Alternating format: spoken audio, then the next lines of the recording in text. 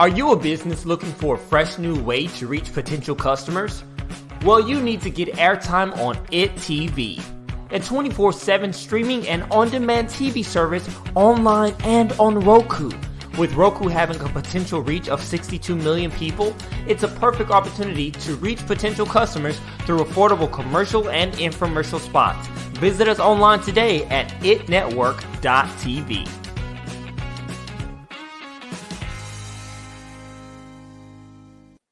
Good morning. Happy Wednesday. It's your girl, Sharifah Hardie. I am here with yet another episode of the Roundtable Talk Show, one of the most unique talk shows, podcasts, whatever you want to call it, out there, where we have up to 9 guests per show, 5 shows a week to teach you, to educate, to laugh with you. But you know what? There's someone in your network, someone in your neighborhood, maybe someone in your house. I don't know. Maybe it's a child, maybe it's a parent, but there's someone who's a new entrepreneur. Maybe they're struggling with their business. Maybe they're a small business owner. I don't know. Maybe they're CEO of a large corporation, but they can still learn from the show, because this is the show where experts come together to help you, to support you, and to be a part of your morning. But they will not have that information unless you go ahead and share the show with them. And as I always say, friends don't let friends miss out on the Roundtable Talk Show. So while you're introducing the show to your friends, I'm going to go ahead and introduce our very first guest, Mr. Eddie Mack. He's a retired front porch psychologist turned author of the simplest and most powerful leadership book written, Relationship Leadership: How New Leaders Harness the Power of Leading with Strong Relationships. Leadership is always a matter of relationships. Good morning, Eddie. How are you? Hey, good morning. I'm doing well. How are you? I'm excellent. Thank you for joining me. Tell me a little bit about yourself. Who are you? What do you do? And what are you passionate about? Probably to make clarification, I didn't realize till I was reading this morning. Often I say of myself, as I call myself a front porch psychologist, and I used to put parentheses retired law enforcement administration. So actually, I'm a retired law enforcement turned author of this book, Relationship Leadership, and I'm passionate about, as odd as it may sound, helping people learn how to become strong leaders, and how do we get that started, and how do we set the foundation for that to happen. So I do that through the principles and through training stemming from the book Relationship Leadership that I published this last year, actually. Wonderful. We're going to learn more, because I like the whole front porch psychologist. That's what I like to think of myself. I'm an indoor psychologist. Yeah, I always make sure to clarify those so no one thinks I'm an actual psychologist. And I actually make that statement in my book. The book has a little bit of wit to it here. I love wit. That's what we do here. I'm going to come back to you, Eddie. I want to go ahead and introduce our next guest, the lovely Miss Richardson. Hi. Financial coach who helps women gain the skills and confidence they need to take control of their finances. Her goal is for every woman she works with to walk away feeling empowered and confident in making decisions that will lead them down their own path towards financial freedom, with strategies to support them with making, saving, and growing their money. Good morning, Miss Richardson. How are you? Good morning, Sharifah. I am wonderful. I'm super excited to be here. So happy to be on your platform, having this conversation with everyone. And yes, my focus is helping women build that confidence with their money, right? Because getting control of your finances is so important, which is why I'm known as She's the Budget Guru, because I really like to focus on spending plans, getting control of your money, getting clear on your financial goals, and any money blocks and mindset issues that may be stopping you from reaching those financial goals. So thank you. You are so welcome, but I'm going to need you to do me a favor today, okay? Yes. I need you to be my front porch psychologist, because I'm horrible with money. I'm horrible. I'm telling you, so I'm going to need you to help your girl out, okay? I got you. Okay. I am going to come back to you. I want to go ahead and introduce our next guest, Mr. Gregory Carson, USPTO registered patent attorney, lawyer, inventor, and biomedical engineer. Greg is a service disabled veteran of the USAF. Good morning. How are you, Gregory? Good morning. I'm good. Hey, I guess the thing I wanted to start with is the way I got into this, how I ended up into this business was trying to figure out what I was going to do when I grew up. I ended up going to law school at age 50 and figuring all this out a little bit later in life. I used to build hospitals for a living, but always been passionate about the thing that I am passionate about, which is helping my people, the inventors, us humans that conjure new things, and coming up with protection for their inventions, getting them patents. I had some issues early when I got my first patent that I like to prevent for my inventors. Wow. You became a lawyer at 50. I went to law school at 50. Yeah, I was an engineer already. The patent gig is much more about the engineering degree than it is the law degree, really, but they two come together in an interesting, fun way. Okay, we're gonna learn a lot today.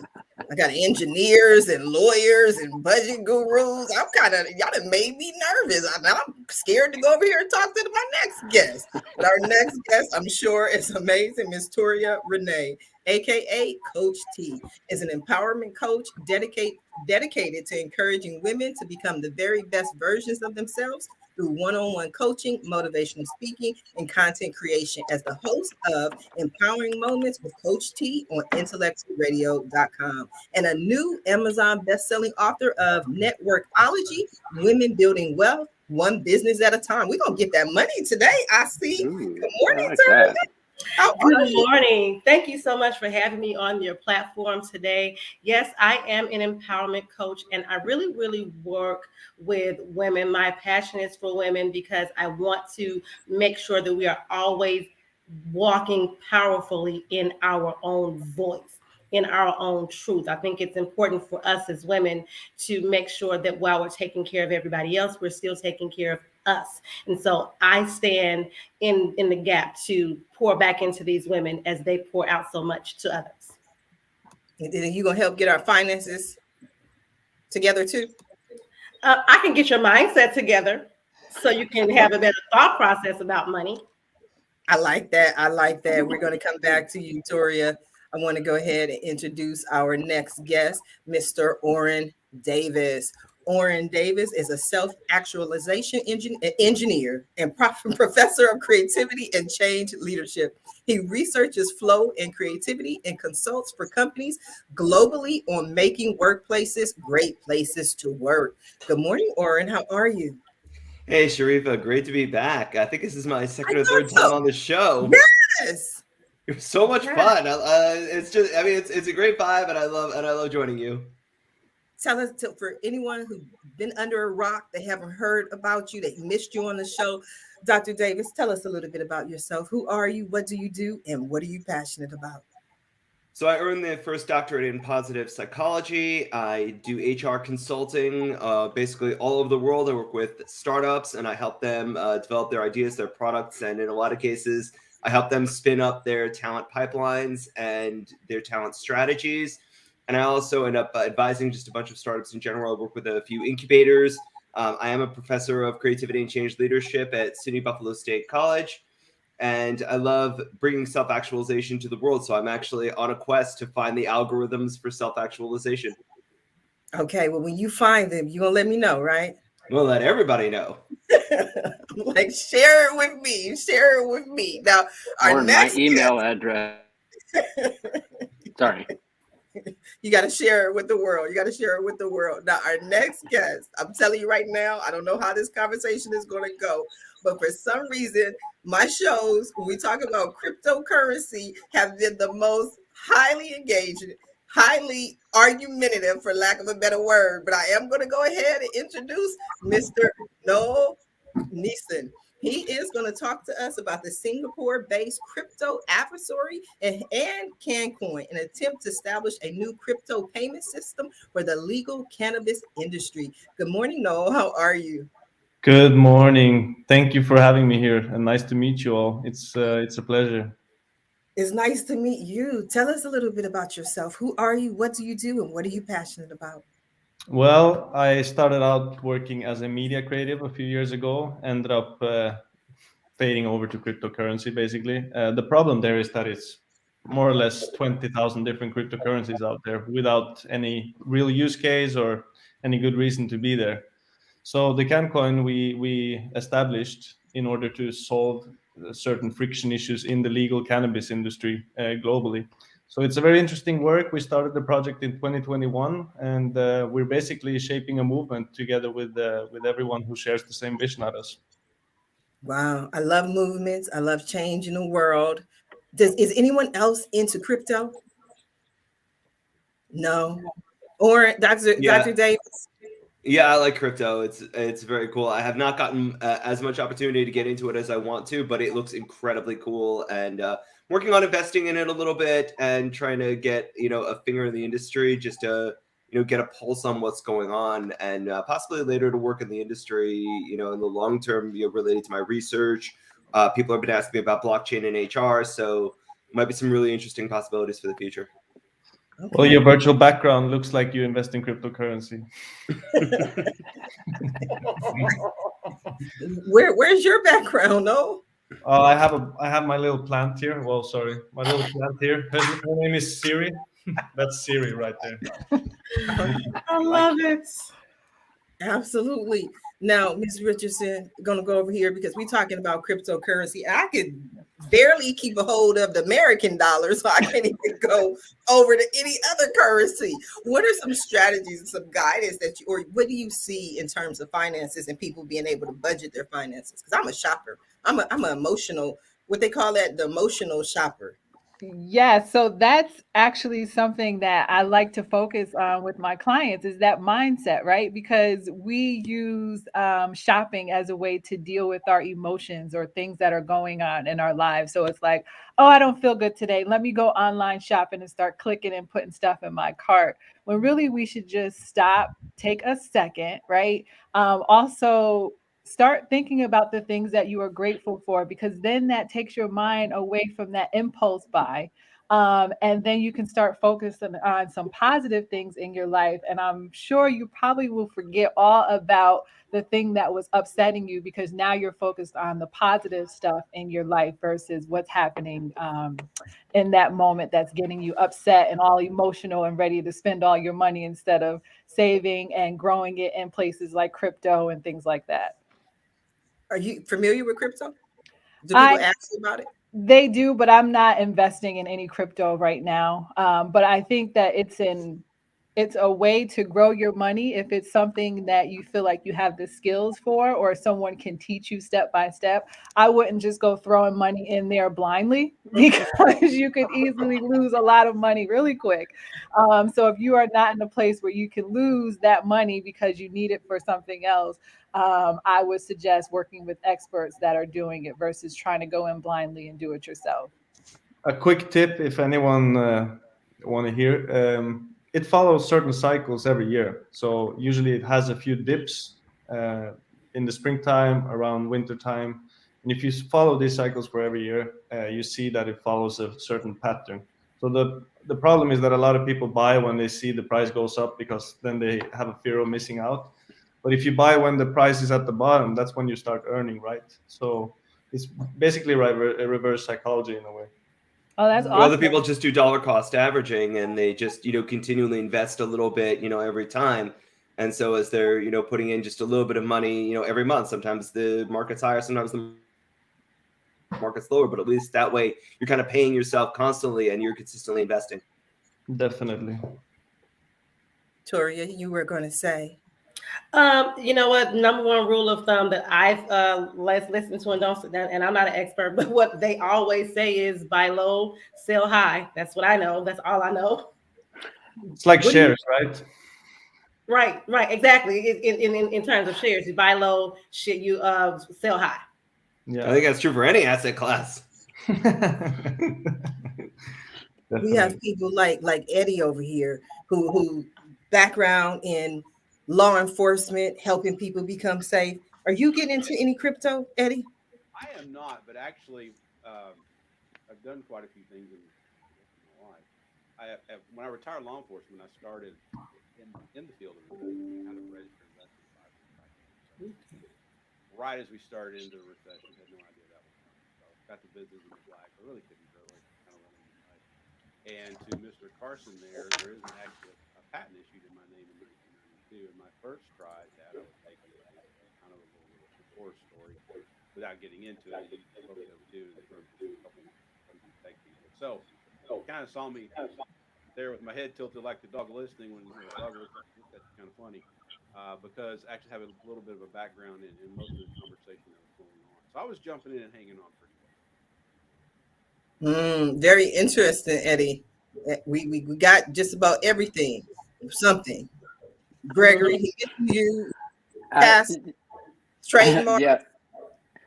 The patents and the trademarks thing in this particular instance sort of keeps me out of the conversation a little bit about cryptocurrency. I have inventors that are playing with software in this space that require I maintain a certain degree of confidentiality about some things, but it's not something that I personally have invested in, but that's because of what I do. I'm over here playing with the different kind of things in the first place, I suppose.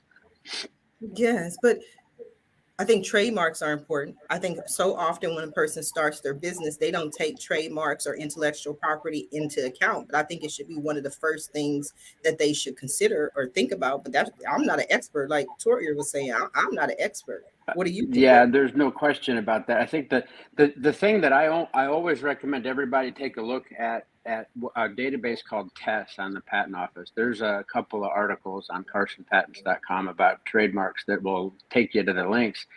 But always check to be sure that your name's not used by somebody else. I mean, you need to check with your state when you register and all that. But as far as trademarks go, people frequently tried to tie together the name, the website, and the logo. And all of those things can be connected and trademarked together. But if you pay attention from the beginning, the trademarks are easier done if you're already using them in commerce. So if you do the research up front and find out and be sure no one else is using it, then it goes a little smoother and cleaner on through the process. But it is something that people should pay attention to up front when you're business forming and checking your name in particular. Go look at the patent office, see if somebody else is using that name or logo for something that might collide with what you're doing. Absolutely. Did you do that kind of check? No. Oh. No, I just said good shout. I heard somebody speaking. I'm just drawn everywhere. Miss Richardson, when you came up with your she's the budget guru, did you look into all these things? It was after I came up with the name, but yes, yes, and I have registered it with my state because, you know, I've built the website and the logo and all the things that Gregory just talked about. And I'm thinking like, wait a minute, let me slow down and make sure I haven't gone too far. And now I need to start retracting some things. So yes, I have done the research. Now, let me just she makes a good point. She registered with the state. In fact, you can register trademarks with your state, right? But the federal version through the Patent and Trademark Office allows you the ability to register in all 50 states.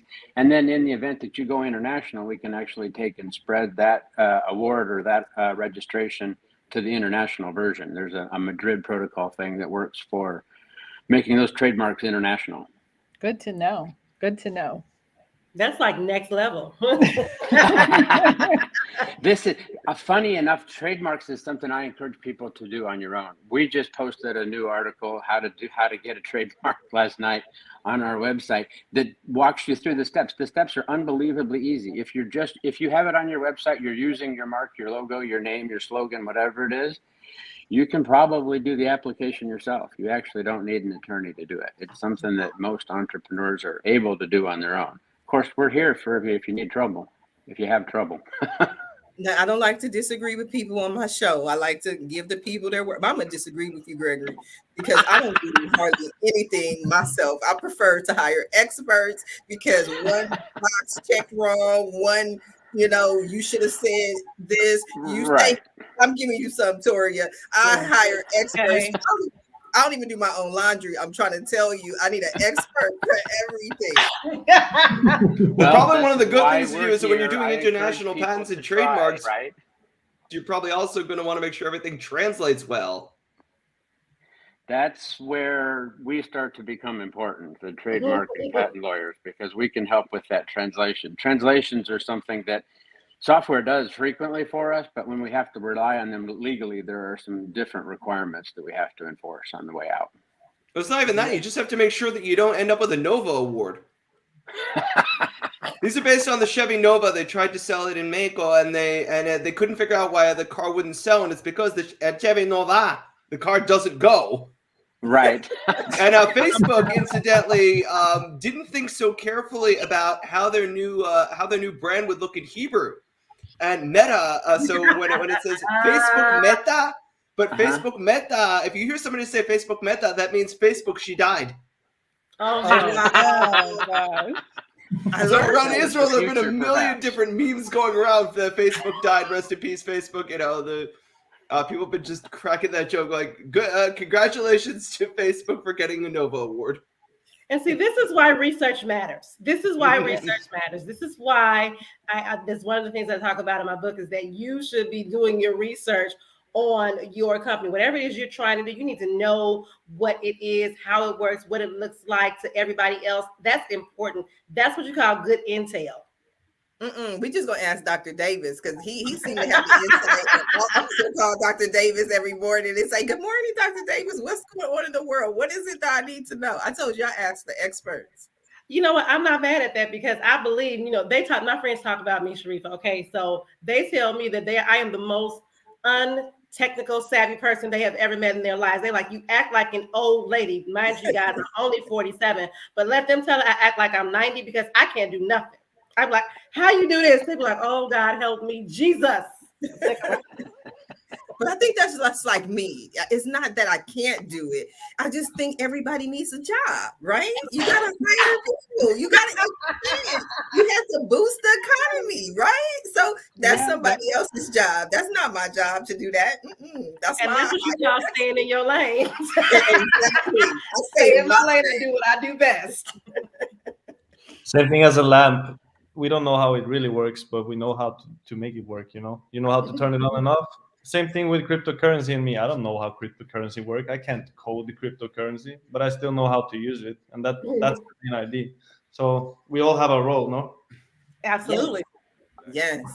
I definitely agree. We all have our roles. And speaking of which, and hiring the experts, I want to know from Ms. Richardson, how, because so many people suffer from imposter syndrome. Of course, none of us do, but how did you come up with the courage to just say, I am the budget guru? So listen, I suffered with imposter syndrome for a while, right? Because you figure like, who am I to say that I'm the guru in this? And then people are looking to me to be the expert.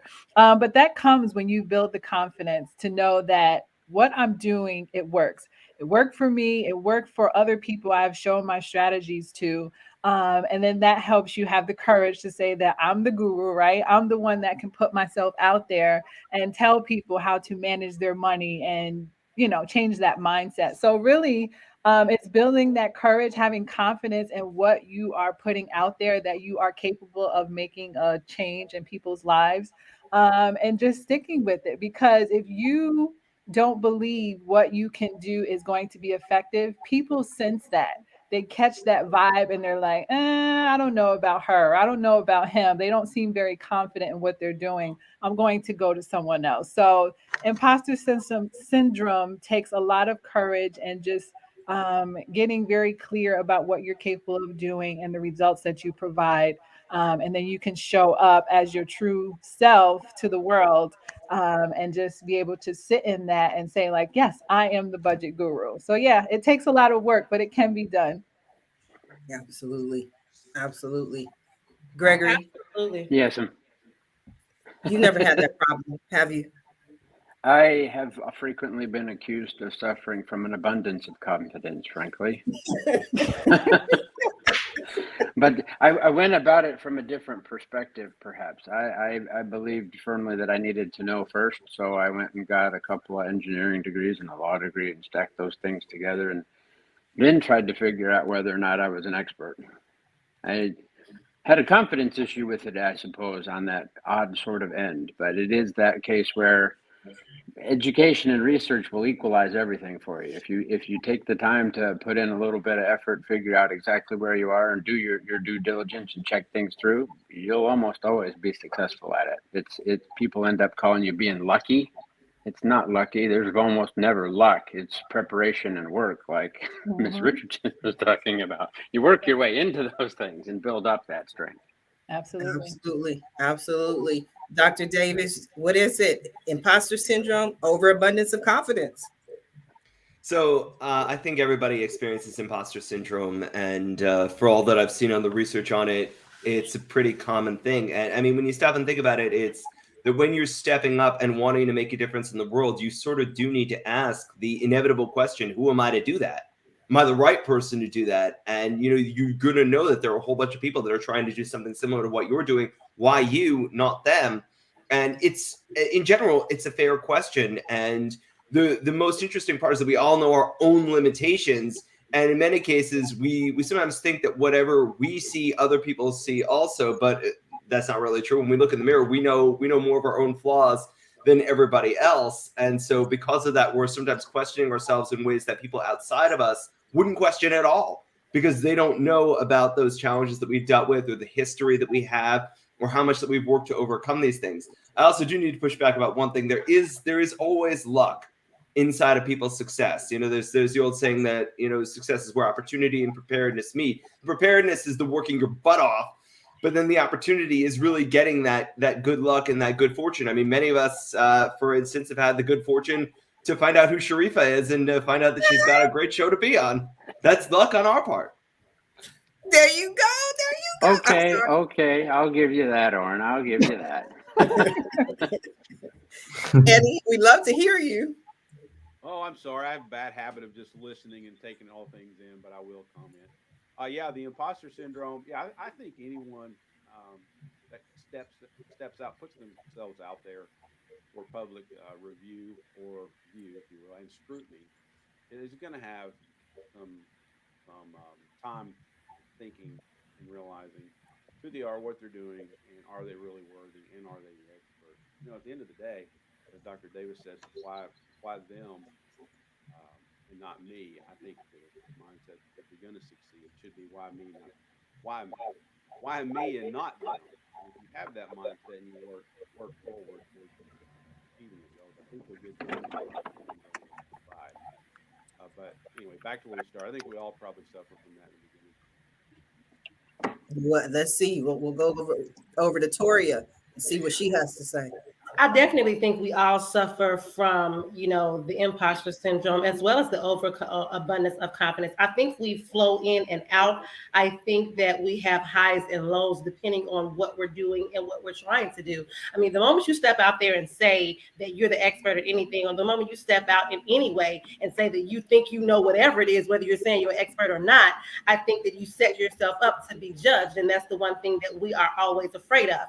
And I do agree that we judge ourselves more harshly than others. And I do agree that there are things that we know about ourselves and we judge ourselves more harder than others do because we know more of our backstory than others do. I tell you, when I am talking or when I'm on platforms and people give me accolades and I'll be like, really? You think that?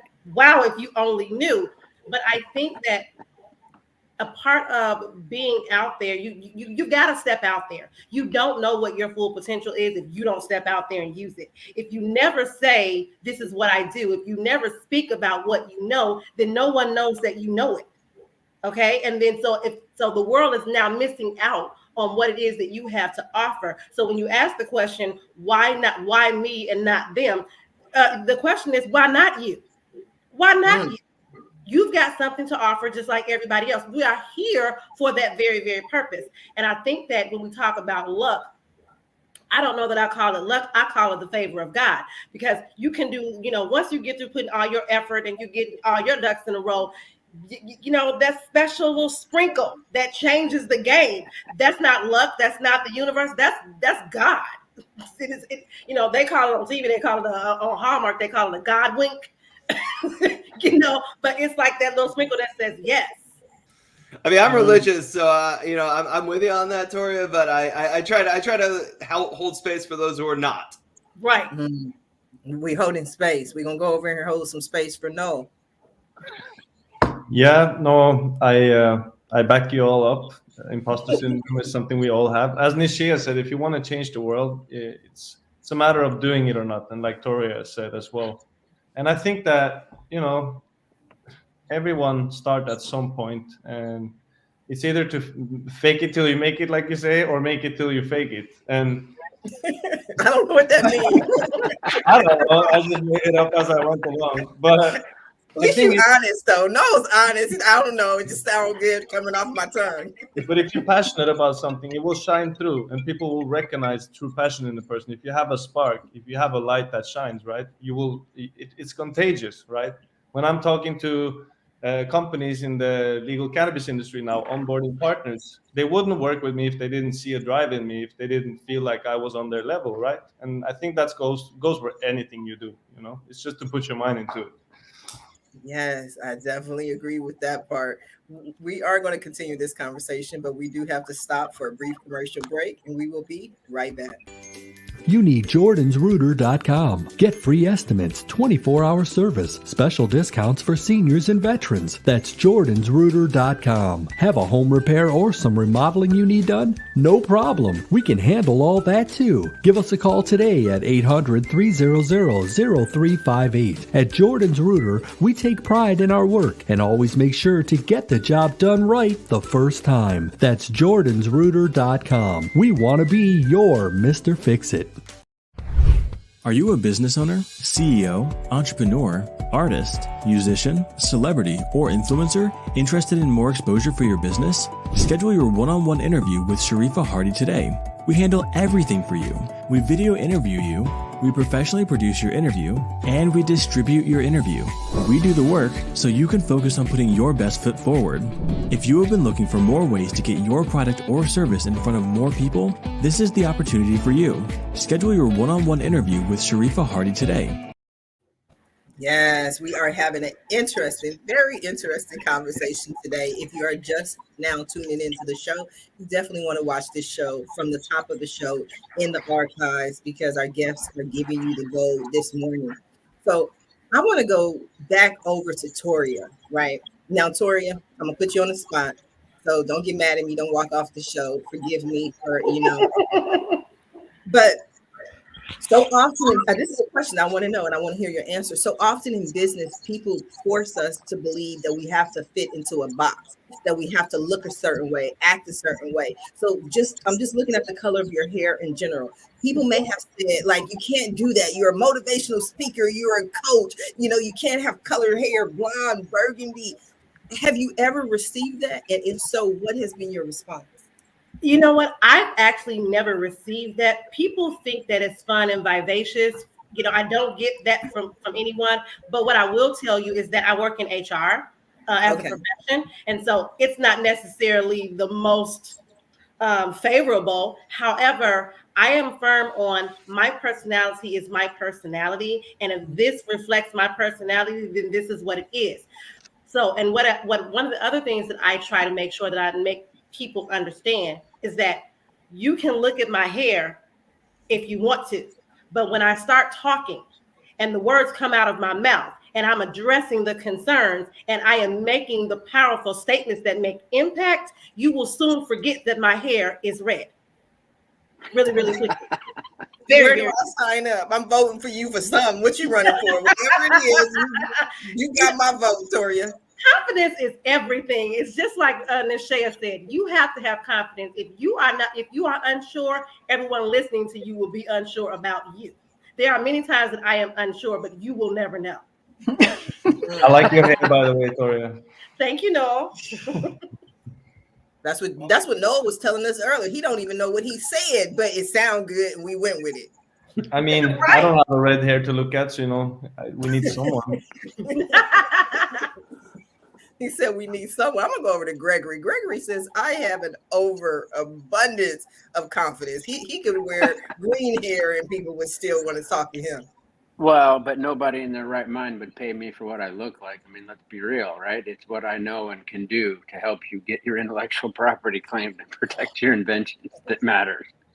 Yes. It's definitely not an appearance thing. It's interesting, though, that those things come up so frequently and connected to imposter syndrome. I think that my abundance of confidence accusations are frequently that sort of thing. It's me trying to not be that imposter by being overconfident or being over overly declaratory about the way I say things, and that makes it come off that way. I think they're all connected together. I'm gonna be nice because I almost just want to ask, like, Gregory, who is over there on the other side of the room? Because you just keep looking over there for the answers. I'm like, they need to come into this interview too. Like, who's over there talking to you, Gregory? There's 3 different screens that I'm connected to here, and the camera is not on the most convenient one. Okay. And I'm actually looking at you folks. Is what I'm looking at. Okay, because I noticed that's me being all over the place. I notice stuff and I just can't. That's why I tell people that's why I'm a talk show host. Because I was this little kid that my mom was like, if you do not stop talking. It's like, but why, Mom? Why, Mom? Why? Why he don't have no hair? Why her hair look like that? Why his sweat? My mom's like, please. And I'm all in public. So I just ask whatever I want to ask. Dr. Davis. Well, yeah, but you haven't fussed with your hair for 20 minutes or something now. So that's.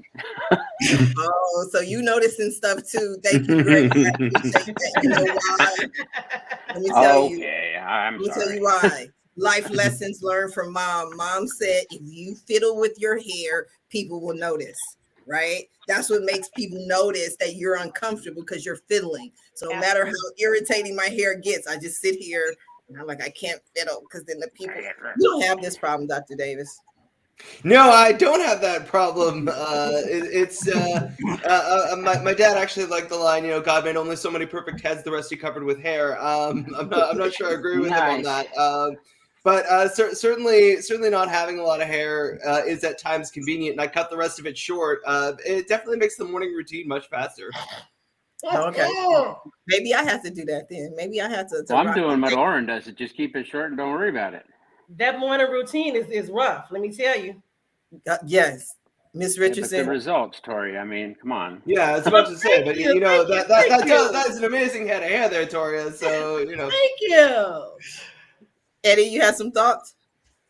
I do. With Toria saying her hair, excuse me, is part of her personality, and I didn't show this earlier, but the book I did write called Relationship Leadership: How New Leaders Harness the Power of Leading a Strong Relationship. There's a chapter in there, I believe it's chapter 5, that's called Personalities and Learning, and it addresses pretty much understanding how we're all different in so many ways, and our personalities kind of drive that, and often our personalities will drive how we learn and how to identify some of that. So I agree with 100%. Her hair is who she is, part of personality. See, I deliver. People come here and only the good Lord knows what I'm gonna ask, what I'm gonna say, what direction we're gonna go in. Because you know why? I would have to prepare. And I'm just look, she ain't got time to prepare. She running late 15 minutes late every day, so she ain't got time. Put all my business out there, okay? That was pre-show, okay? We not on. Oh my goodness. Miss Richardson, please help me. Please talk to me. Help a sister out. Yes, don't gang up on her, guys. But it's funny that you asked that question, because as a financial coach, right, people are really funny about their money. And this is actually a question that I asked my coach, because I usually like to wear hoodies, a messy bun on my hair, real chill, right? And then sometimes I like to dress like this too. But I asked the question of, do you think when I'm in my hoodies and I'm chilling that people don't trust the fact that I can help them manage their money because of my appearance, versus me wearing a white button-down shirt and a blazer, the typical financial person that you see. And she's like, not at all, because like Toria said, your personality, your confidence, all of that shows up, and people are going to buy into you because of the way you show up in the world versus the way you look. Now, probably if I looked all disheveled, they'd be like, no, I'm not doing it. But that is something that I have asked, but I just stay true to me, and my people will come to me when it is time for them to come to me. So yeah. Absolutely. That was an I do have to point out that, as a professor, when I'm up teaching, I actually do wear even a suit jacket, and it's one of the points that I lay out to the students is, I mean, look, if I put on just shorts and a t-shirt and sneakers, I still have a doctorate and I'm still have a PhD. You know, I'm still a professor here, but somehow I just don't think y'all are going to take me nearly as seriously. But, you know, then I also look at the students, they all come in in, you know, sweats, pajamas. And, you know, I asked them, like, you know, how many of you think that you would come in dressed this way if you knew that I had the network connections to help you get a job? And it's stunning how many of them, you know, the looks on their faces when I point that out, but they still show up in pajamas and sweats the next day. And it's like, okay, folks, you know, you really got to think about this just a little bit. No, that was my question. Do they change? Do they adjust? Has anyone adjusted their appearance in general, not just the student, but has anyone adjusted their appearance either more casual, more business-like, and saw different results? Now, I'll tell you, this is just a personal story. Okay, I want to hear that as soon as I finish my personal story. But I used to dress up like Dr. Oren was saying, like, because that's his style. That's what he likes. But I used to be a suit person. That was my thing. I had to have a suit. That was just, but then after a while, I kind of got just more comfortable in my own skin. And I felt like for me, the suits were me trying to be someone else. And I would, as soon as I got home, it's like I had to take this suit off. Like it was like almost irritating my skin. And now I'm just more comfortable. But because I am more comfortable, I'm more comfortable in the presentation that I make. Like I have on a t-shirt today, but my show is still excellent. So go ahead. I cut you off. Thank you, Toria. Oh no. No, I think that it's, yeah, I did change my appearance and my style quite a bit, and I think that did make a difference. Part of it was, you know, it's part of how I saw the appearance and how I wanted it to look, and sort of like me connecting with, you know, bringing out the brand image that I wanted. And also, like, one of the things is, you know, I try to have quite a personality, so you know, I want the way that I look to be a little bit more muted. You know, so that, you know, it's almost like the opposite of what Toria was saying. It's like, you know, you're going to forget about my hair because of the power of what I'm saying. And I'm just sort of like, don't even bother looking at me. Just listen. Right. But I went on a suit, but just not every day now. I went pretty hard the other way, Sharifah. This is how I look every day. Actually, my patent paralegal asked me the other day how many black T-shirts I have. I have like 40 or 50 of them. I don't actually wear anything else other than if I'm going to court. But I came out of the military where the suit and the uniform was part of the gig, right? So to me, it was not having to worry and work about it. It's easy enough for me to do this. And like I said, no one in their right mind would hire me for what I look like. It's what I can do that matters. I like that, Toria. Well, one of the things that I want to say is that when you're talking about your appearance and changing your appearance for certain venues, it really, really depends on who you're speaking to, who your audience is. Like for me, I am a wedding officiant. So if I go and officiate a wedding, there are certain things that I cannot wear. So I have to be dressed for whatever I'm going to be. And I don't always know exactly where that is. So I have to always make sure that I'm suited correctly. But I think it depends on where you're going to be. I think it depends on who the audience is.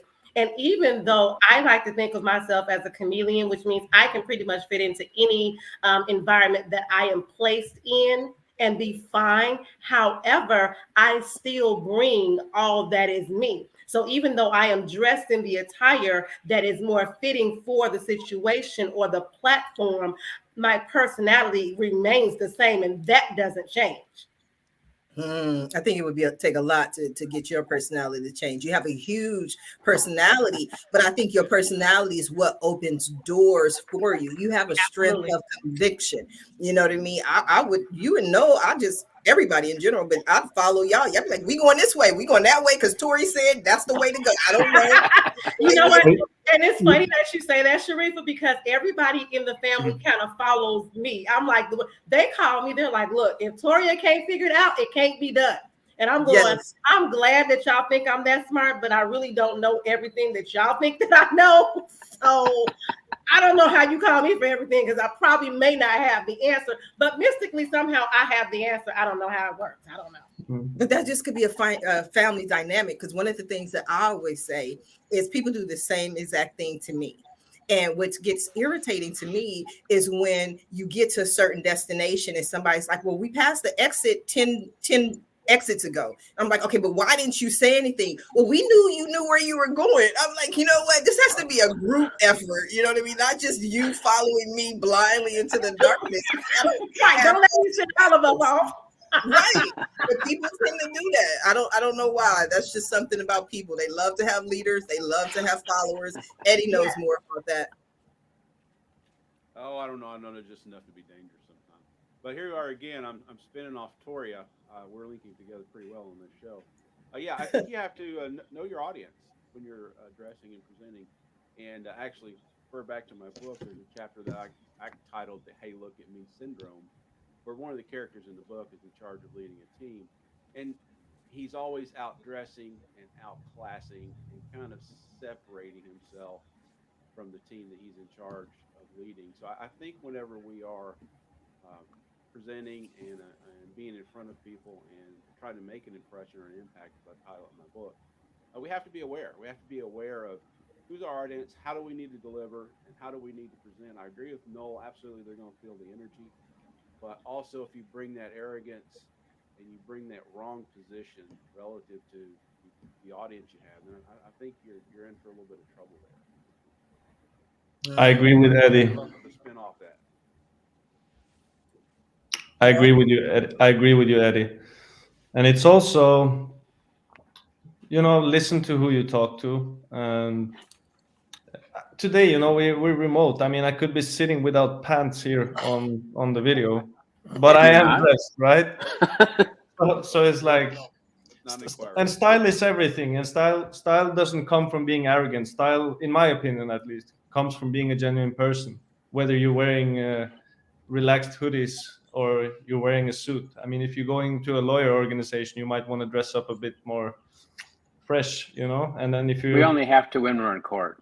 I do have a suit, but only in court. Well, I think he touched on something that was really, really key. Arrogance and confidence are two different things. I can be confident, but I can still have humility. I can still have compassion. I can still, and I can still care about people. However, if I am arrogant, sometimes that means I can be inconsiderate, or I can purposely be inconsiderate. Sometimes it's intentional, other times it's not. But if you are a selfish person or arrogant person, those are things you don't always think about. So I think there's a difference in being arrogant and confident. Confident is good. Arrogance, not so much. But it depends on what room you're in, because sometimes arrogance will work for you in a room. So again, it really depends on who your audience is. If you're in a room full of arrogant type of people, then that's what they expect and that's what they are going to identify with. Then you got to walk in and be like them. That is true. And that's when you become a leader, because a boss tells you what to do and a leader makes people want to do stuff with you and for you. Absolutely. Absolutely. See, you didn't even read your book, Eddie. That's right. It's all about leadership is always a matter of relationship. Always. The thing I was worried about those, you get a lot of people with confidence out there. They're putting out their ideas. They're so emphatic about their ideas. But it's actually a great quote from H.L. Mencken. There's always a well-known solution to every human problem. Neat, plausible, and wrong. And the challenge is that many people are coming forth with, confident solutions is because of the confidence everybody's believing them. And often what helps people believe them is that the things that they're saying are neat and plausible, but not always do people think about whether those things are neat and plausible. And also, as Mencken said, wrong. Yes. I definitely agree. Miss Richardson, you can't be quiet on the Roundtable Talk Show. Just back there, quiet and cute. Just know we need some comments from the guru. Yeah, no, I think going back to what Toria talked about, that's having that emotional intelligence, right?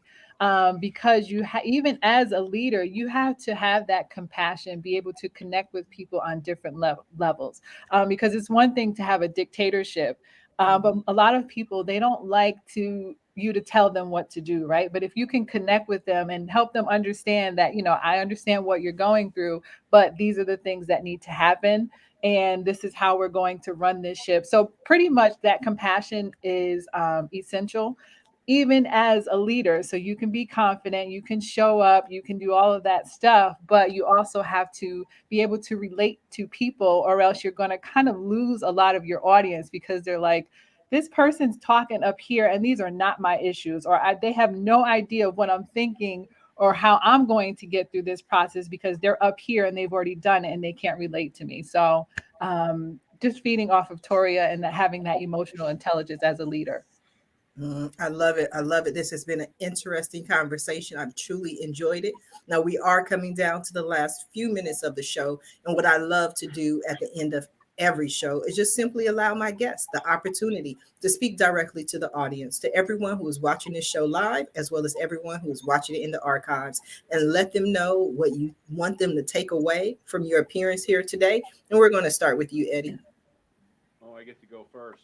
I appreciate that. First of all, let me say thank you for letting me be on your show. This is actually my first time to do a streaming show like this, and I really enjoyed it, and I enjoyed listening and learning from everyone. But going forward, leadership is always a matter of relationships. As clearly stated in the book that I wrote, this is for basically the new leader, someone that's 25 to 40 years old, just promoted into leadership. Where do we get started? How do we set the foundation? And so we focus on understanding people, understand culture, diversity in the workplace, and how to set that foundation so that as your leadership journey continues, you become excellent at it and people want to follow you based on relationships and understanding your coworker and how to relate to them on a relationship level. Thank you, Eddie. It's available everywhere. Relationship leadership. No, what do you have for the people? Well, I want to say thank you, and it's been a pleasure being here. Insightful discussions, and I'm taking with me the importance of always remembering to trademark and patent your stuff. That is key. Thanks, Noel. Gregory. No, but it's been great, and you can't do it by yourself. Team is everything, which is what we are doing now with the CanCoin project that I'm currently taking lead of from the 1st of February. I actually came on the show last minute for Daniel, who has been running the project until now. He's not leaving it, but he's stepping back as CEO. So if you're interested in crypto, if you have questions, reach out to me, or if you are into legal cannabis or in that movement, please reach out. We need all of you to do this. So thank you, everyone. You are so welcome. And hello and good morning to Daniel. I was looking forward to meeting him, but hey, we got to meet Noel. So I love it. Miss Richardson. Yes, this has been like an awesome experience. I love this impromptu, just talk about whatever. So thank you for the opportunity to be on your platform, Sharifah. But this has just been great conversation. It's nice to network with people from all different aspects, different places in life. Yes, do your trademark on a federal level, not just the state level. Cryptocurrency is something to invest in, and I know to look for the low versus the high, right? Having that confidence and leadership and relationships. Yes, this has been awesome. And anyone who feels like they're in a space where finances need to come together and they don't really necessarily have the confidence, or they're constantly doing things that are not working for them, reach out to me. She's the budgetguru.com. She's the budget guru over all platforms. Reach out to me, and I invite you to book a call so that we can get clear on your goals and create a plan for you for 2022. So thank you, Sharifah. You are so welcome. I see you took notes. People take notes here on the Roundtable Talk Show. Gregory, what do you have for the people? Everybody else is summarizing nicely for me. I think I'll just stay out of it. Get your patents and trademarks. Look us up at carsonpatents.com. It's cool.